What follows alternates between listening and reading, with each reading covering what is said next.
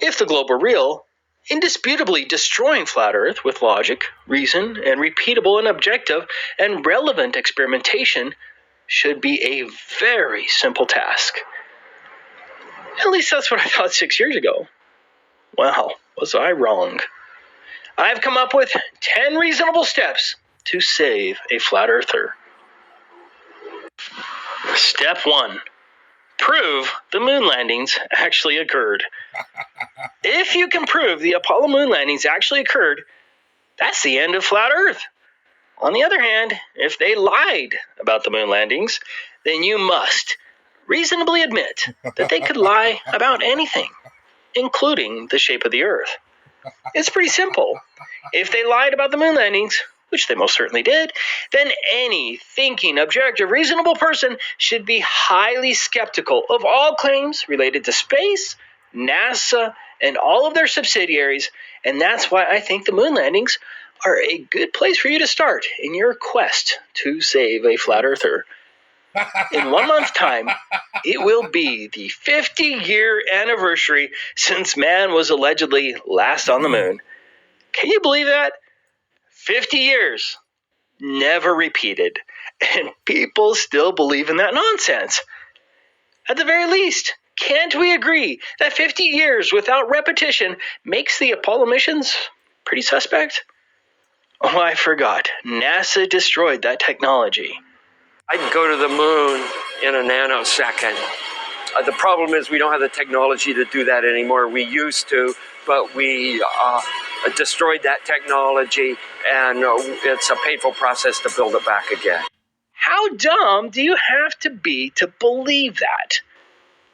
But here's a picture of the actual lunar lander from Apollo 11. This supposed advanced spaceship, which was never even allegedly flown on Earth, looks like a ridiculously constructed movie prop, and yet it supposedly achieved speeds of 4,000 miles per hour on descent and ascent, left no blast crater with a 10,000-pound thruster, and could sustain life for up to 3 days on the moon in the worst environment imaginable while undergoing multiple repressurizations, and it even had enough room to throw in a fold-up dune buggy on later flights. Does that really look like it can fly 4,000 miles per hour? I guess you see an advanced spaceship while we flat earthers see a ridiculous, homeless tweaker shelter surrounded by outdated 1960s graphics that look ridiculous. But there's so much more to the fakery. For example, you can see the wires on the astronauts, and people still believe in this. Just open your eyes and look at the obvious movie backdrop lines that you can see everywhere in the Apollo photos and videos. Just look at the vertical backdrop right behind the wire-dangling astronauts. 50 years since man was last on the moon. Astronauts dangling from wires, movie backdrops, and silly-looking movie props.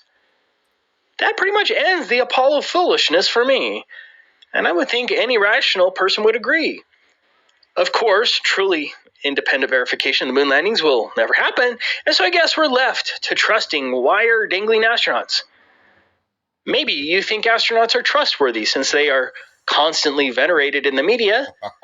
Just watch as these astronauts totally contradict themselves when faced with the simple question of what the stars look like from space. You can see the stars. Oh, yeah. You know, and pretty much all the time you can see the stars. It's not a black void. I mean, it's black, but there's all kinds of little polka dots. There's all the stars there. And the cool thing is about it, you can see it during the day. When you looked up at the sky, could you actually see the stars and the solar corona in spite of the glare? We were never able to see stars from the lunar surface or on the daylight side of the moon by eye without looking through the optics. I don't recall during the period of time that we were photographing the solar corona what stars we could see. I don't remember seeing any. The sky is a deep black when viewed from the moon, as it is when viewed from cislunar space, the space between the Earth and the moon. And when you're in space and you're looking into deep space and you're on the sun side of the orbit, the sunlight washes out all the starlight, so you can't see any stars, just like here on Earth. But then when you look out into deep space away from the sun, it's the darkest black you can imagine. And I live in Colorado, and you get up on a clear night in Colorado, up in the mountains where there's no light, and you can see all these stars. Well, multiply that by 1,000. That's what it's like in space. And we could not see stars.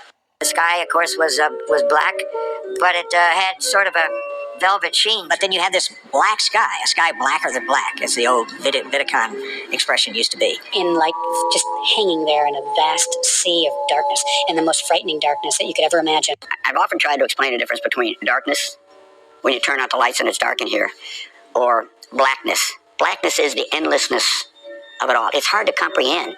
And we have to realize that in space, without the intervening atmosphere, the heavens are 10 times as bright, stars 10 times as numerous. You can see the stars. Oh, yeah. You know, and pretty much all the time you can see the stars. It's not a black void. I mean, it's black, but there's all kinds of little polka dots. There's all the stars there. And the cool thing is about it, you can see it during the day. The sunlight washes out all the starlight, so you can't see any stars, just like here on Earth. The sky is deep black when viewed from the moon, as it is when viewed from cislunar space, the space between the Earth and the moon.